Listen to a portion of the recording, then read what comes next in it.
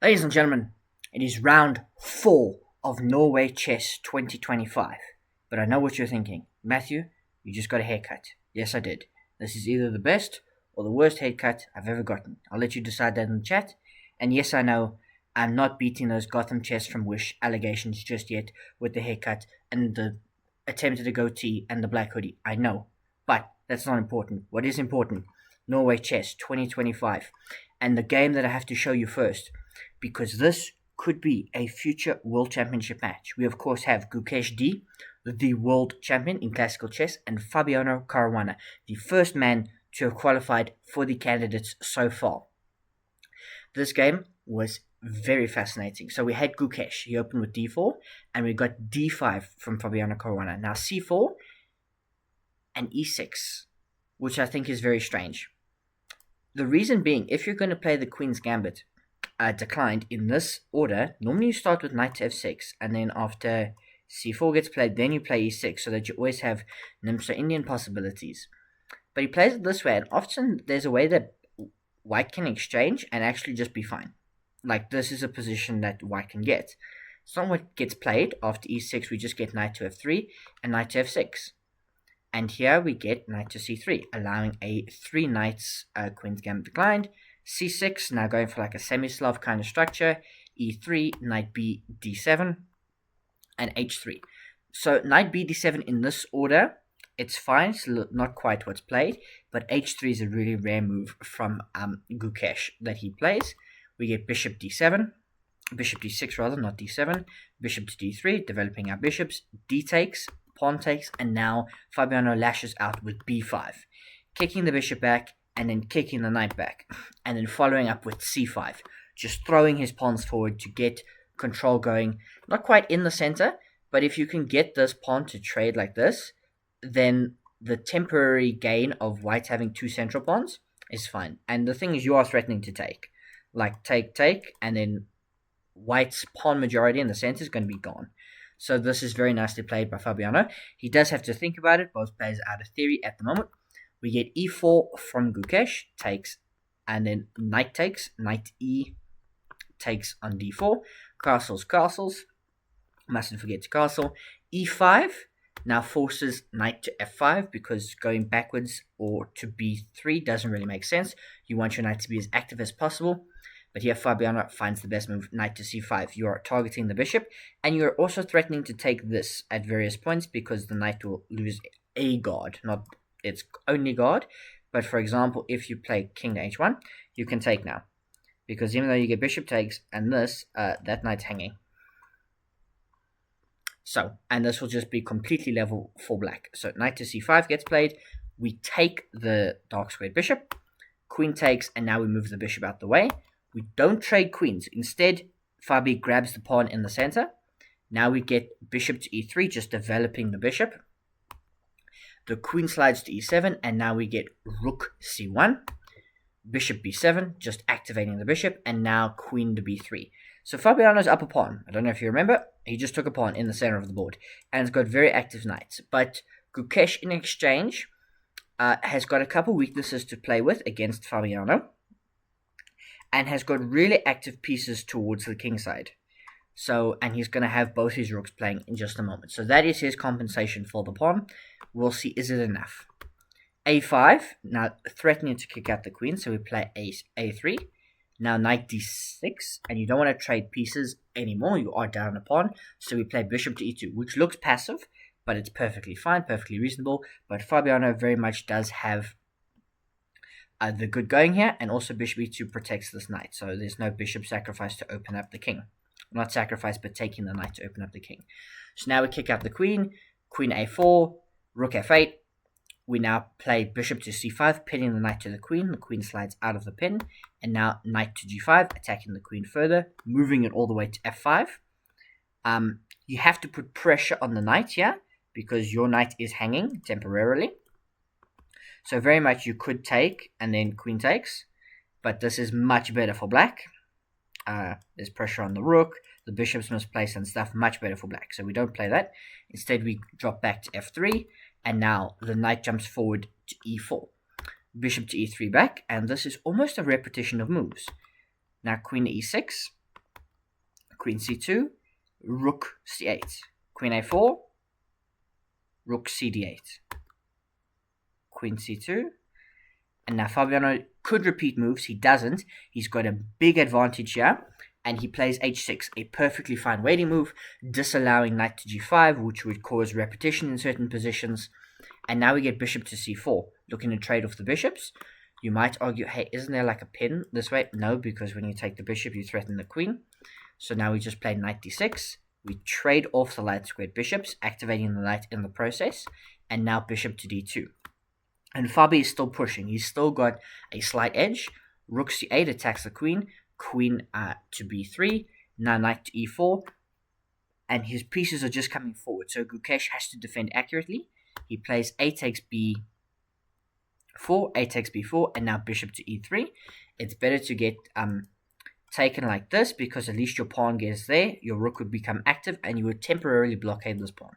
This is the pawn Fabiano's up, really, because they've both got f through h, and they've both got b pawns. The b pawns will probably drop off the board at some point. They're really hard to defend, so it's how can Fabi use this pawn? Even if you have to sacrifice it, he might get play around it. So now knight ef6, you probably shouldn't be going backwards. The best move here is to play rook takes c1, actually. Rook takes c1, rook takes c1, and then something like f5. The computer really likes this, gaining space, starting to push pawns, trading off a set of rooks, and it thinks this is really the critical way to play. Knight ef6 is probably not what you want to be doing. Rook fe1. Sorry if I keep scratching myself. I'm a little bit itchy from the haircut. That'll be the last thing about my personal appearance, I promise. Rook takes c1 now, and bishop takes c1, defending this b pawn. A very interesting move. Even though you do invite this, it's not that big of a problem. So now we push the pawn, e4, kicks out the knight jumps forward, hitting the queen, and now queen to e5. Just centralizing, good move. Queen c4 defends the knight, the queen drops back to e8, and now knight f5. And Gukesh has kind of coordinated these pieces quite well. Fabi is struggling really to get some concrete things to play for. Rook c8 attacks the queen, just simple as that. Queen to d4, and now queen e6. And it's just finding the right coordination, but Fabi's really lost his advantage. He wasn't able to play more energetically. I think that's what was really required. What I mean by energetically, moves like f5. Yes, he's pushed the pawn, which is good. You need your pieces more active.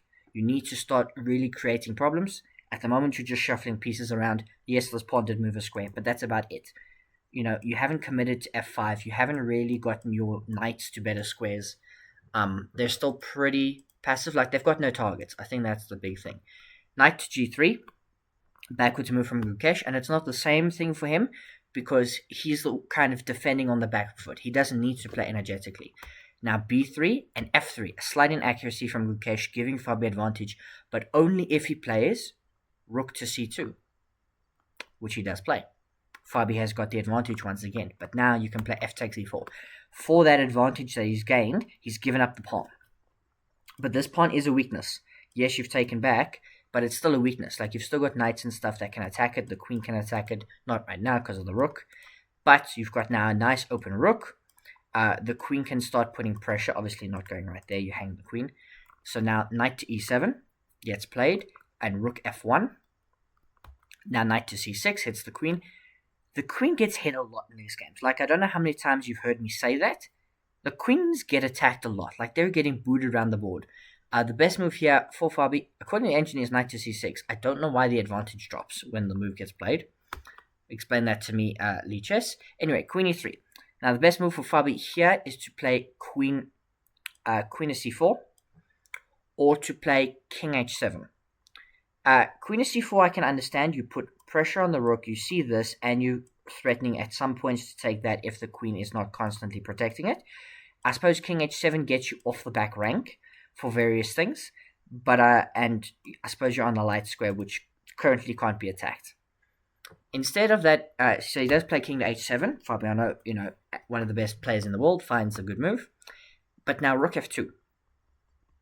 Rook f2, queen e5, putting pressure on the b pawn, but it's not really threatening it at all.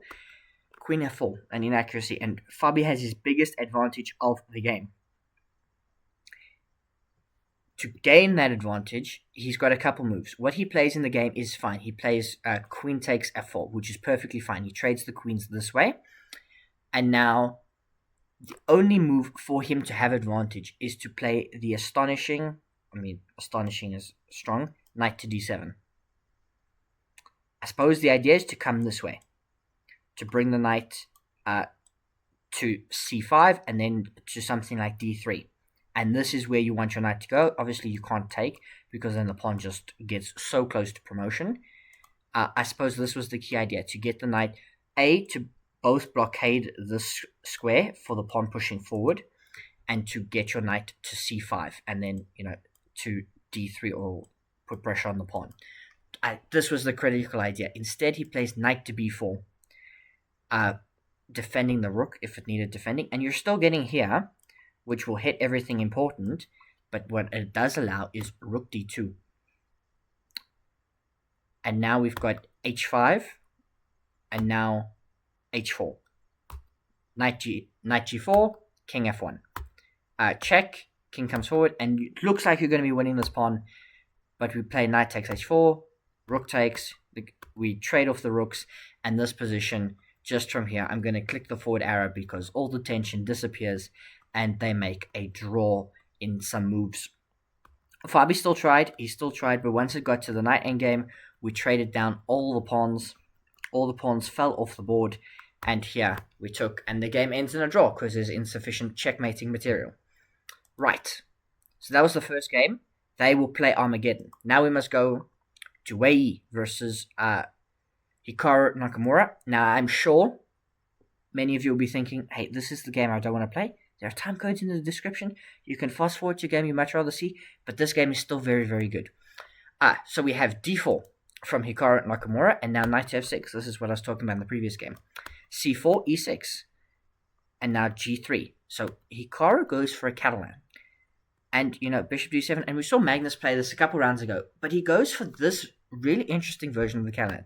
So he takes, and now we get an early queen trade. So we're heading into like a middle game an end game very early. Like it's a end game, middle game kind of thing, where you're still in the middle game, you're only 9 moves in, but queens are off the board. So it's a queenless middle game, I suppose. Bishop takes, now knight to e3 is a very interesting move, not going back to c3. Knight bd7, we take this pawn back, and the rook defends the pawn, and it gets attacked again, and we don't give it up, it's still protected twice. We trade off knights, and we get eventually all the way here, where we damage the structure, bishop takes a3, and eventually we move the king to f2, we bring the bishop out, and I can't really deny or make this game more exciting. Their classical game was pretty much a draw once they got here. 31 moves, there was some tactics, but not really worth mentioning. Both players played really well. They did spend time thinking about it, but once they got here, it was just very draw-ish, and these players know how to draw this, and eventually we got some here. They still pressed. They were using their pawns as much as they could, and while the bishop for knight imbalance stayed the same, the game is still very much level. If at any point this light squared bishop gets traded for this knight, the game is a draw because of the opposite colored bishops. If this bishop gets traded for the knight, there might still be winning opportunities because this light squared bishop could eat these pawns. And yes, I did say eat, could capture, whatever. Like the same colored bishop endgame has got a little bit more dynamic flair to it, but that doesn't really happen. Like they maneuver, they threaten a repetition, we get a pawn trade. The dark squared bishop comes back and moves around, and we threaten with a repetition, but still not having it just yet. Bishop to c6, and we get all the way here, and knight to c4 was the last move played. I imagine Hikaru or Wei Yi, one of them offered a draw, because simply, if you want the draw, you play here. And this endgame is just a draw. Nobody winning this endgame, not at Super GM level. You've got 4 pawns each. These are all on dark squares, which will be defended by the dark squared bishop. These are all on light squares, which will be defended by the light squared bishop. You will blockade the dark squares, you will blockade the light squares, and the game will end in a draw. So now we must go to the final classical game. And this game did not end in a draw. Magnus Carlsen, Arjun Erigaisi. Magnus suffering back-to-back Armageddon defeats, If you don't know what I'm talking about, check out the recaps on the channel. Today he starts with an English opening, which Magnus plays very rarely. It may transpose into like a d4 opening, but Arjun says no, he plays the symmetrical c5. Now g3 for Magnus, and Magnus plays this similar to a Catalan, although he plays this early rook b1 move. Maybe that's worth mentioning.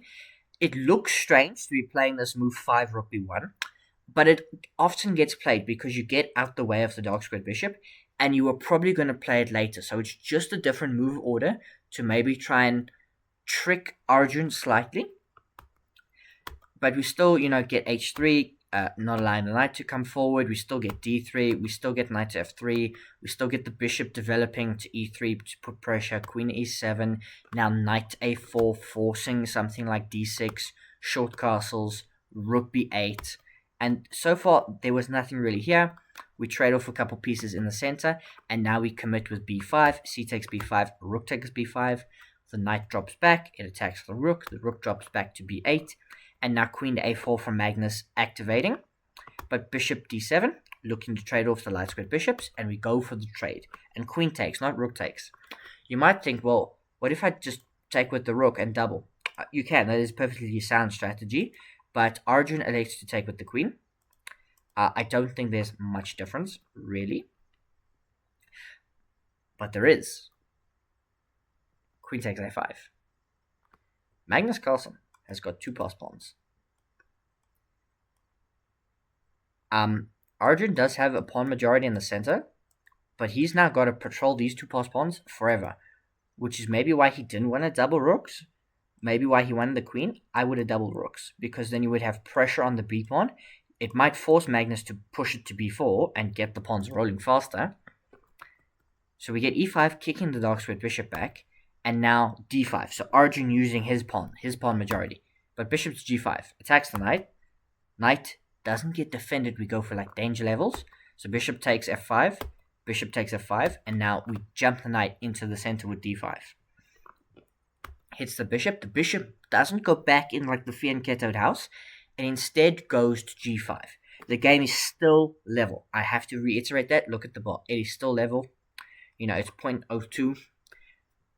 I would take white here. You've got 2 passed pawns. This is not a problem. This can be stopped.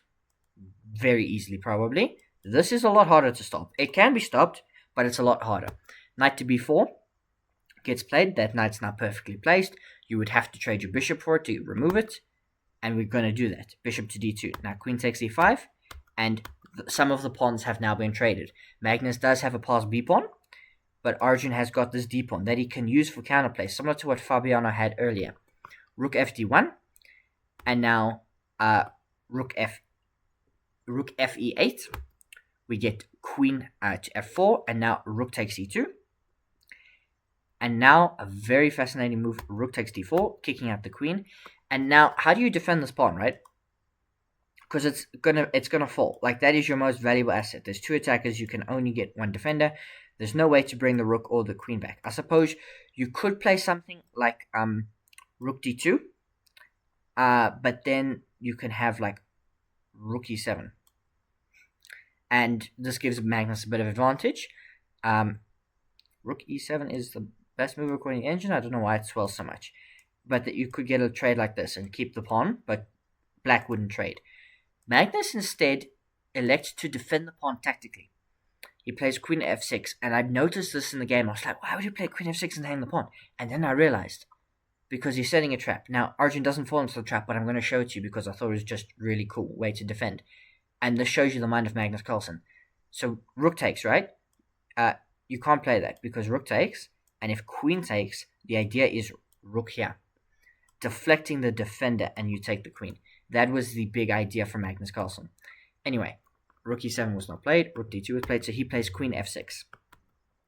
And now we get rook e6 back, but check. And we trade rooks like this, forcing the king up, and now we give one more check, and now we play b4. And that is a problem, and Magnus Carlsen is now better. h5 gets played, b5, and now you have to do something. You have to play something like rook e4 to hit the queen and to maybe come around the back somehow. That's the preferred move. You can also play rook b6. Rook b6 is what's played in the game. It's a mistake. It's the second line of the ancient. It's a mistake. It's just bad in this position. Rook e4 was much preferred by the engine. Now rook e1, and we're going after the king. So you can take the pawn. The queen drops back, but now we check, and we trade like this. And this is just completely losing. The queen had to take because otherwise the king was getting mated. This pawn is 3 squares away from queening. 3 squares away. So you have to now hope for perpetual, and Arjun tries to find it. Check, here, check, and forces Magnus's king to go on a run. And he has Magnus's king going for a run. He plays, there is one final trap here. Some of you will be tempted to play queen f6 check. And here. Right? And then you might want to push your pawn. You can't push your pawn here. Because you fall to the skewer. And there's no way for the king to defend the queen. You would lose the queen. And you would not be in time because of this check. And you would have to move out the way and you would lose your pawn. So don't fall for that. Always watch. So after king to h7, Magnus simply just played h4. Now we had queen d3, queen c5, queen f5 check. But simply king d8, and Arjun Erigaisi resigns. Magnus Carlsen wins in the classical section. It's fine. I'll just edit that bit out. No one will have noticed. Anyway. Gukesh D versus Fabiano Caruana. Gukesh has got the white pieces, meaning he must win. We start with like a ready, and Gukesh goes for this interesting setup. He plays very cagey-like. Let me turn on the engine evaluation so that you've got the bar there. It's a Nimso Larsen opening. Goes for this. Doesn't really commit too much. Eventually breaks out with c4, opening this bishop and trying to get this bishop active as well. Fabi plays d takes c4, and now we get b takes c4. Many of you would ask, why shouldn't you take with the bishop?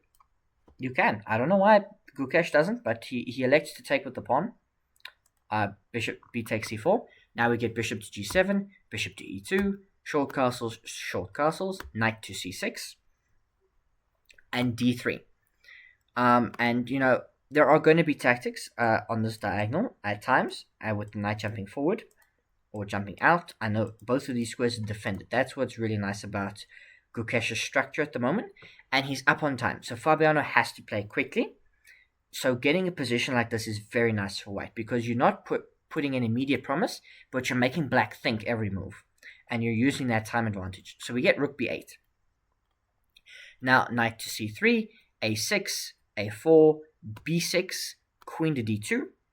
Now the knight and the bishop are defended, so there's less tactics. And this doesn't work just yet because this knight is still defending the queen. So bishop to f5, putting pressure on the d3 pawn. Again, not threatening to win it just yet, but we get rook fd1, queen d7, knight d5, jumping it into the center. We drop the bishop back to e6. Knight takes f6, check. E takes f6. Not bishop takes f6. You want to keep the bishops on the board for the moment. Bishop c3 and a5. A slight inaccuracy from Fabiano Caruana, and Gukesh is better. Not by much, not quite +1, but he is better. It's an inaccuracy from Fabi. The best move here is to play knight to e5. This is the best move. Centralize your knight, because if you get the trade, this pawn is now undoubled. And there will be tactics at some points. a5, it thinks it's too much. Yes, there's a hole there. And now maybe like rook b1, which you want to do anyway to get it off this dark square diagonal. So we get queen b2 though. Queen b2 is a brilliant move just for me. Like, that is such a positional move, because you put pressure here and you put pressure here. Queen e7 defends the problem on f6, and now knight to d2, and now knight e5. And now it's a bad move. It's a bad move for one move only. Does Gukesh find it? He does. The best move, d4. Striking in the center. Takes, e takes, so we get c takes and then e takes. And now knight d7. It's not the first mistake that kills you, it's the second one. This knight d7 is the inaccurate move. You need to go back to c6 according to the engine. It thinks this is better because you can always plug the hole on b4. and you've at least got eyes on this, and if they overcommit, you can jump back. Knight d7 it thinks is the wrong way. Knight c6 was best, and now we get rook e1, h5, d5, now pushing in the center, putting pressure back on f6. You kick the bishop out, and now bishop to d3, threatening a trade. Not really a trade. So this looks like you hang a bishop, right? But are you paying attention? Are you looking closely? Now you see me. Now you don't. So we trade off the bishops, and look at this for Fabi. What is he allowed? What has he done? Now some of you might say, well, hang on. I could just move the bishop out the way and get the rook and, go checkmate. Gukesh isn't going to allow that to happen. He plays queen over. Queen c2. Just subtle moves all the time. Subtle moves. He's kept like a 3-minute time advantage. Gukesh has played this beautifully. Now he brings the rook. Now we trade. Yes, the triple pawns are now gone, but I've got a rook. I can kick out the queen. I've got another rook. You lunge forward. That's nice. Rook takes f5. Now the pawns are undoubled, but you're down a pawn. Gukesh is up a pawn. And he's going to win another one very shortly.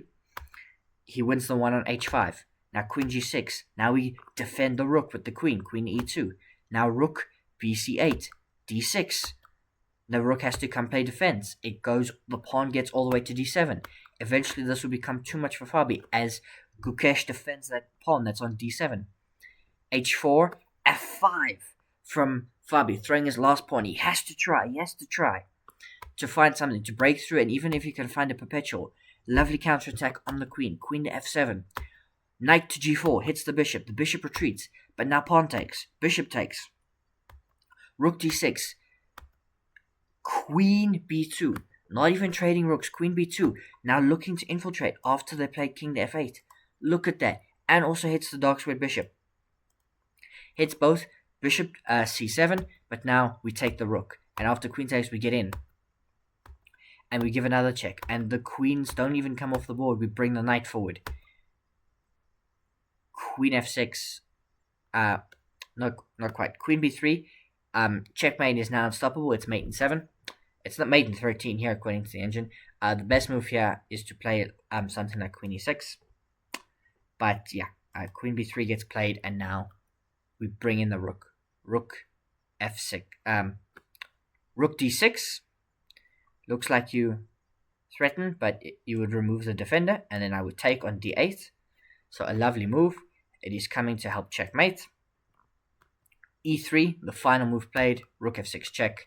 Fabiano Caruana has to resign. Now, Hikaru Nakamura, Wei Yi. They couldn't settle it in Classical. How are they going to settle it in Armageddon? Hikaru plays b3 and goes for a similar type of idea to Gukesh. Hikaru plays this a lot in Blitz, this double fianchetto setup. He likes it a lot because he can play moves very quickly. You can see he's like gaining time. Where he's down on time and is already thinking. So Hikaru knows this position. He might get a slightly worse position, but he's going to be up on time and he's going to be able to kind of figure his way through it. And the move of the week is aura farming. This is just Hikaru doing what Hikaru does best. He gets a slightly worse structure with the double pawns on the E file, now the double pawns on the H file, but he's just doing what he's doing. Wei Yi's got a better position. It's like minus 0.7. He's got 3 minutes 19 seconds. Hikaru's got 7 minutes 28. What was a 3-minute time advantage is now a 4-minute time advantage. So we take, it hits the queen has to drop back, and now look at this, beautifully timed e3. You can't take, we look to target the rook slides up to d3, can't be targeted there. The queen jumps out. Well, now we just push the pawn, right?